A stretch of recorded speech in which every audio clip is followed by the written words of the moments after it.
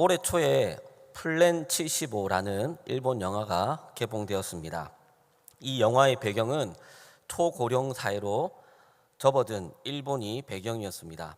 일본 정부는 국민의 5명 중에 1명이 75세인 시대가 되자 플랜 75라는 정책을 시행합니다. 이 정책은 75세 이상의 노인의 경우 국가가 안락사를 권장하는 것입니다. 의료비와 사회보장 지출 등 노인을 부양하는 그런 비용은 기하급수적으로 증가하지만 그들이 경제에 기여하는 바가 부족하기 때문에 이런 정책을 시행합니다. TV에서는 이 안락사를 선택한 사람들이 행복하다라는 그런 광고가 나오고, 정부는 안락사를 선택한 노인들에게 마지막으로 온천 여행을 할 수 있는 경비와 그리고 장례를 지원해 줍니다. 그리고 영화 후반에는 이런 뉴스 멘트도 나옵니다. 정부는 플랜 75가 호조를 보임에 따라 플랜 65도 검토하고 있습니다. 여러분, 이 영화는 생명의 가치를 한 번쯤 생각해 보게 만드는 영화였습니다. 플랜 75라는 정책은 사람을 경제적인 잣대로 판단을 하고 경제적인 가치가 없는 사람은 살 필요가 없다라는 그런 생각에서 나온 정책입니다. 이는 인간 스스로가 생명을 연장하거나 생명을 마무리할 수 있다라는 생각에서 비롯되었습니다. 즉, 생명의 주관자가 하나님이 아닌 사람이라는 전제하에 일어난 것입니다. 물론 실제가 아닌 영화 속의 장면이지만 오늘날 우리나라도 극심한 저출산으로 고령화가 급속도로 진행되고 있기 때문에 머지않아 도래할 수 있는 사회적 문제다라고 생각해 볼 수도 있습니다. 자신의 이익만을 생각하는 사람들이 사는 곳, 절대 진리를 인정하지 않고 각자의 생각이 옳다라고 생각하는 그런 사람들이 있는 세상에서 만약에 이런 정책이 이슈가 된다면 사람들은 과연 올바른 결정을 할 수 있을까라는 생각이 듭니다. 이러한 시대를 살아가고 있는 우리가 가져야 할 잣대, 옳고 그름을 판단할 수 있는 기준, 그것이 바로 하나님의 말씀입니다. 생명이 왜 소중한지, 생명을 어떻게 지키고 보호해야 하는지 정답을 알지 못하는 사람들에게 분명한 해답을 제시해 주는 것이 바로 십계명의 6번째 계명, 오늘 우리가 함께 읽었던 본문의 말씀입니다.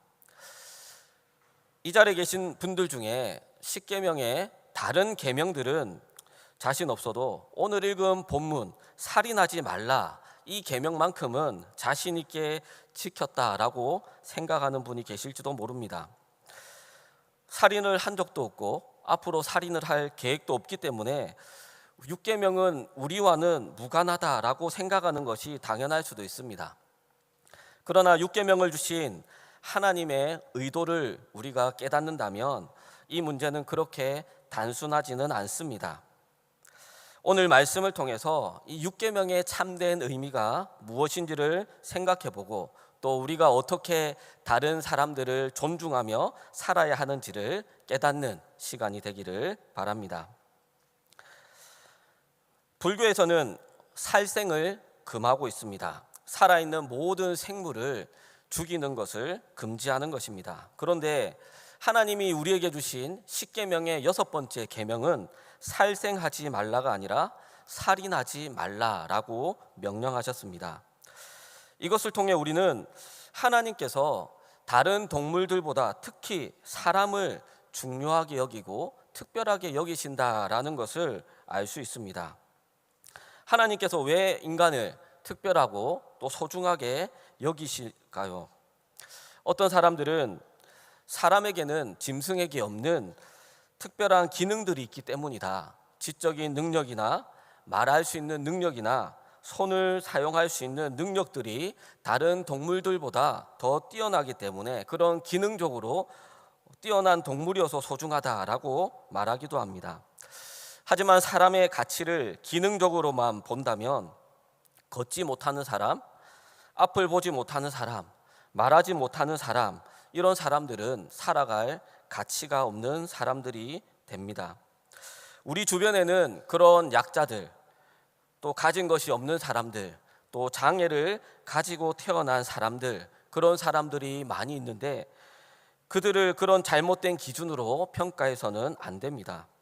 그들의 생명도 우리와 동일한 가치를 가지기 때문에 우리는 마땅히 그들도 존중을 해야 합니다. 어떤 이들은 인간을 실용적 가치에 근거해서 판단하기도 합니다. 자신에게 실제적인 도움이 되는 사람은 소중하고 그렇지 않은 사람은 필요 없는 사람으로 치부해버리기도 합니다. 부모님이 소중한 것은 자신을 낳아주고 키워주고 지금도 도움을 주고 있기 때문에 소중하다고 여깁니다.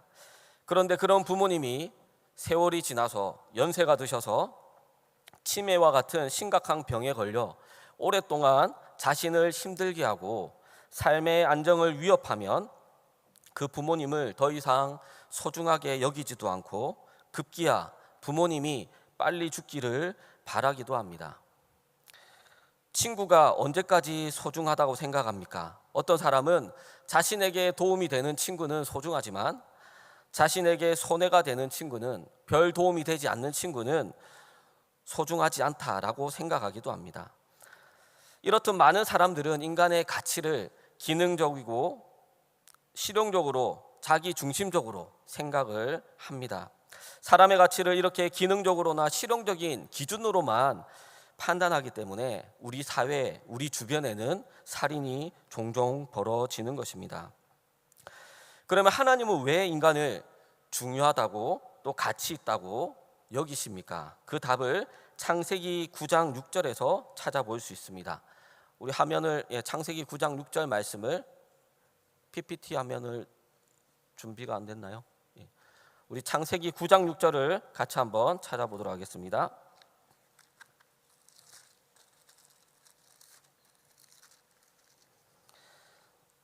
자, 창세기 9장 6절 다 같이 읽어보겠습니다.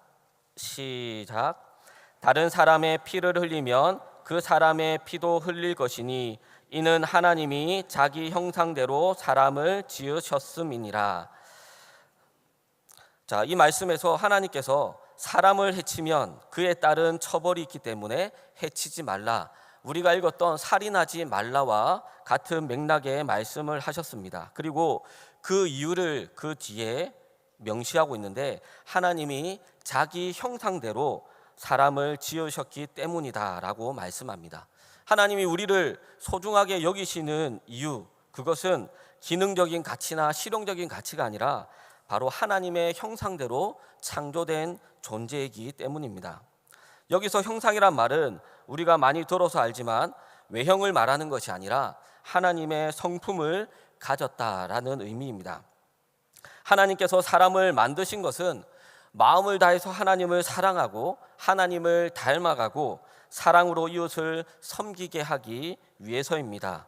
또 하나님의 청지기로서 하나님의 뜻대로 이 세상을 다스리고 보호하고 관리하도록 하기 위해서 하나님께서는 우리를 하나님의 형상대로 만드셨습니다. 이 모든 것이 가능하게 된 것은, 그것을 하나님이 우리의 존재 목적으로 만든 것을 할 수 있게 된 것은 바로 하나님의 형상대로 창조되었기 때문입니다. 그래서 하나님은 우리를 어떤 피조물보다도 더 소중하고 중요하게 여기시는 것입니다. 이렇게 하나님은 자기 형상대로 만든 사람을 소중히 여기시고 특별하게 대하시는데, 여러분, 세상은 사람들을 어떻게 바라보고 인간의 생명을 어떻게 생각하고 있습니까? 에덴 동산에서 하나님은 아담과 하와에게 선악과를 따먹으면 정령 죽으리라 라고 말씀했습니다. 하지만 뱀은 하와에게 선악과를 먹어도 죽지 않는다라고 속인 것처럼, 이 세상은 성경에서 분명히 살인이라고 말하는 것을 합법화의 과정을 통해 그것은 죄가 아니다라고 말하기도 합니다. 그로 인해서 생명을 소중하게 여기지 않고 함부로 대하게 되었습니다. 그 대표적인 예가 낙태와 안락사입니다. 영국과 미국에서 낙태가 합법화된 이후에 수백만 건의 임신 중절이 이루어졌습니다. 산모의 뱃속에서 잉태된 태아를 생명체로 인정하지 않는다는 결정이었습니다. 우리나라는 낙태가 2019년 헌법재판소의 결정에 따라 2021년부터 비범죄화되었습니다. 그때 헌법재판소는 낙태를 금지한 기존 법률이 여성의 자기 결정권을 침해한다라고 판결했습니다. 그래서 현재 우리나라는 임신 초기 12주 이내에는 낙태가 법적으로 허용이 되었습니다. 12주 이후의 낙태는 특정 조건에서 건강상의 문제나 강간과 같은 범죄하에 이뤄진 그런 임신일 경우에는 허용이 됩니다. 그런데 이것이 통과된 이후에 실제로 강간으로 인한 낙태나 장애로 인한 또 산모의 생명이 위험해서 이루어지는 낙태는 모두 비중이 얼마 되지 않았습니다. 대부분의 낙태는 자신의 편의를 위해서 이루어졌습니다. 지금 이 시간에도 전 세계에 낙태에 의해서 수많은 살인이 합법적으로 일어나고 있는 것입니다. 안락사는 환자의 생명을 의료인이 고의로 종결시키는 것입니다. 죽을 병에 걸린 환자가 무의미한 고통스러운 치료를 더 이상 받지 않고 편안히 죽음을 맞이하게 하는 것으로 문제가 없는 것처럼 보이기도 합니다. 하지만 자신의 생명을 결국은 스스로 끊는 것이기에 자살과 같습니다. 하나님께서 6계명에서 금지하고 있는 살인하지 말라라는 명령은 타인의 생명뿐만 아니라 자신의 생명을 죽이는 것도 포함됩니다. 그러므로 안락사 역시 6계명에서 금지하고 있는 것이다라고 생각해야 합니다. 최근에 안락사가 이슈가 된 계기가 있었습니다. 기사에서 보신 분도 계시겠지만 스위스에서 개발된 버튼 한 번으로 사망에 이르는 안락사 캡슐 때문입니다. 캡슐 내에 산소를 질소로 바꿔서 저산소증으로 사망에 이르게 하는 기계인데 이것을 한 번 사용하는 사용료가 28,000원 밖에 하지 않는다고 합니다. 이용자가 캡슐 안에 들어가면 만약 당신이 죽기를 원한다면 이 버튼을 누르세요라는 안내가 나옵니다. 이용자가 해당 버튼을 누르면 공기 중에 산소의 양이 30초 만에 21%에서 0.05%로 떨어지게 되고 자연스럽게 죽음에 이르게 됩니다. 너무나도 손쉽고 저렴한 가격으로 사람을 죽일 수 있는 그런 기계가 개발된 것입니다. 여러분, 이런 낙태와 안락사 이 모든 것은 생명의 주관자이신 하나님을 인정하지 않는 행위입니다.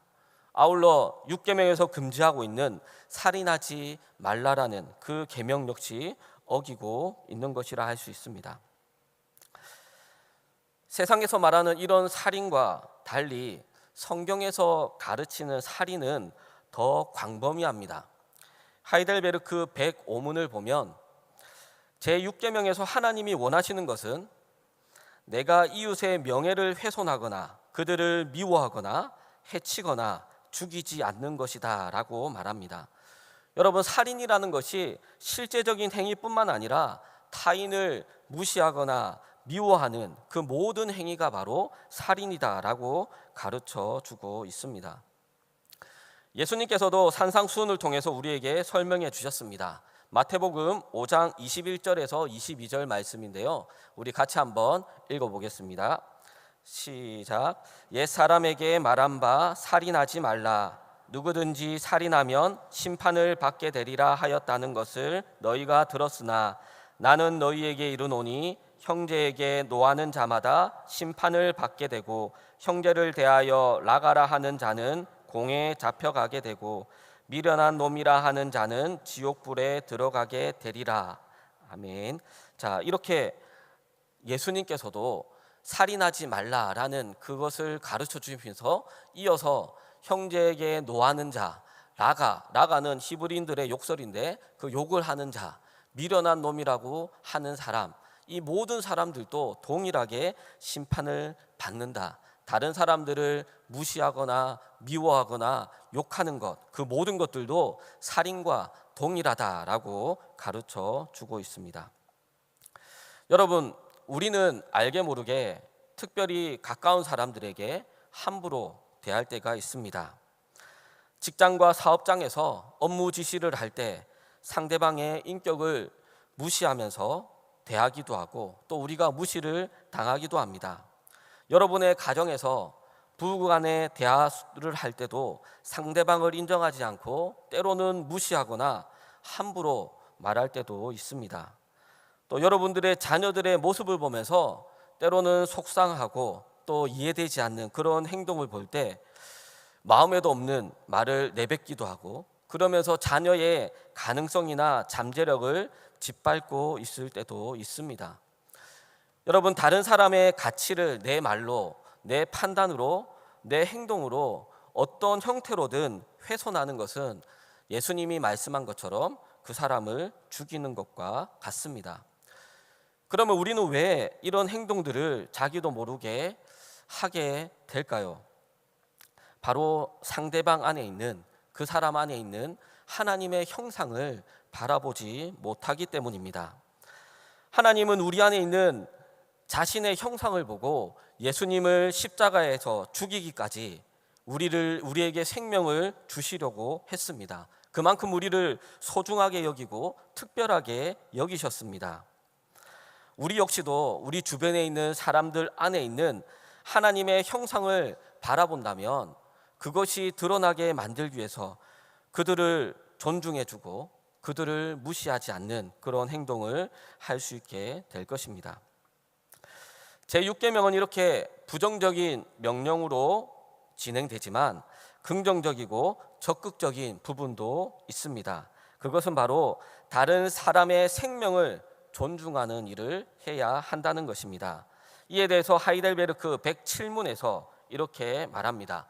제가 질문을 읽으면 답을 여러분들이 크게 읽어주시면 좋겠습니다. 107문 앞에서 말한 방식으로 우리 이웃을 죽이지 않으면 그것으로 이 계명을 다 지킨 것입니까? 아닙니다. 하나님께서는 시기와 증오와 분노를 정죄하심으로써 우리가 우리 이웃을 자기 자신처럼 사랑하여 인내와 화평과 온유와 자비와 친절을 보이고 우리가 할 수 있는 한 그들을 해악으로부터 보호하며 심지어 원수에게도 선을 행하라고 하셨습니다. 여러분, 이 말씀처럼 우리가 다른 사람들에게 해를 가하지 않는다고 해서 이 계명을 다 지킨 것이 아니라 다른 사람들을 존중해주고 다른 사람들을 보호하고 다른 사람들에게 선을 행해야 하는 것입니다. 구약에서도 하나님께서는 이런 말씀을 하셨습니다. 신명기 22장 8절 말씀인데요. 여기 보면 내가 새 집을 지을 때 지붕에 난간을 만들어 사람이 떨어지지 않게 하라. 그 피가 내 집에 돌아갈까 하노라.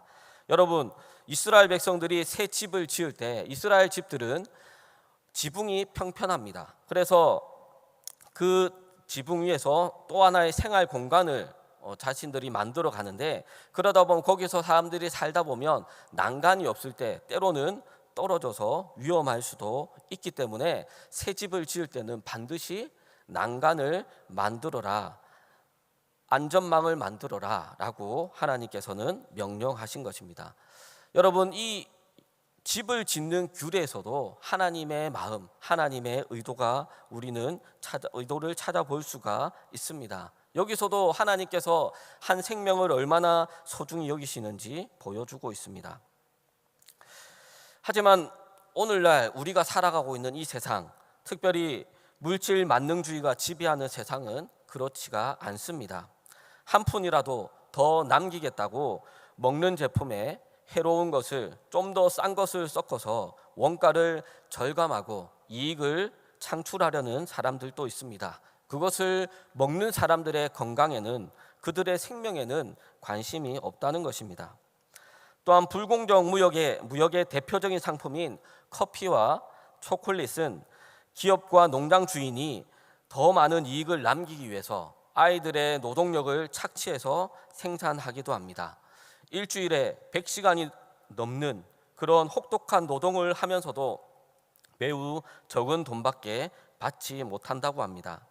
자신의 이익을 위해서 다른 사람들의 생명은 경시하고 존중하지 않는 모습을 우리 주변에 곳곳에서 볼 수 있습니다. 12년이 지난 일이지만 아직도 마음 아픈 일이 있습니다. 304명의 목숨을 앗아갔던 세월호의 아픔을 여러분들은 기억하실 것입니다.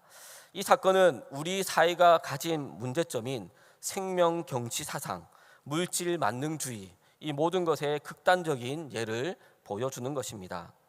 아무도 배를 뒤집으라고 지시하거나 승객을 죽이기로 계획한 것은 아니었습니다. 그러나 그 아이들의 생명을 소중히 여기는 문화가 없어서 적극적이고 능동적으로 그 아이들을 지켜내지 못했습니다.